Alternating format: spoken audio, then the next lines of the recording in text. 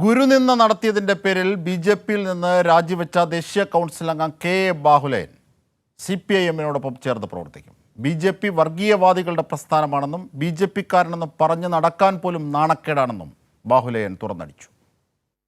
ശ്രീനാരായണ ഗുരു ജയന്തി ആഘോഷങ്ങൾ സംഘടിപ്പിച്ചതുമായി ബന്ധപ്പെട്ടാണ് ബി.ജെ.പിയിൽ തർക്കം രൂപപ്പെടുന്നത്.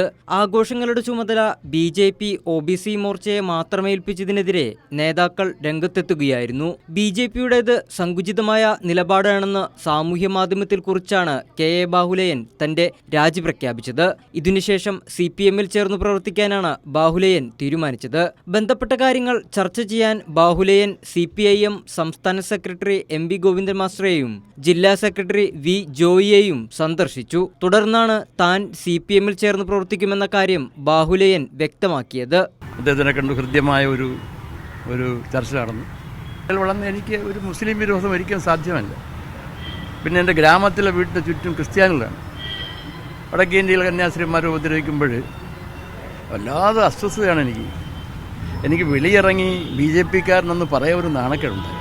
ശ്രീനാരായണ ഗുരുദേവന്റെ ആശയങ്ങളുമായി ചേർന്നു പ്രവർത്തിക്കുന്ന പ്രസ്ഥാനം CPIM മാത്രമാണെന്നും ബാഹുലേയൻ പറഞ്ഞു. BJPക്ക് മുസ്ലിമുകളോടും ക്രൈസ്തവരോടുമുള്ള വിദ്വേഷം പ്രകടമാണ്. ഇനിയും BJPയുമായി ചേർന്ന് പ്രവർത്തിക്കാൻ തന്റെ മനഃസാക്ഷി അനുവദിക്കുന്നില്ലെന്നും ബാഹുലേയൻ മാധ്യമങ്ങളോട് തുറന്നടിച്ചു. കൈരളി ന്യൂസ്, തിരുവനന്തപുരം.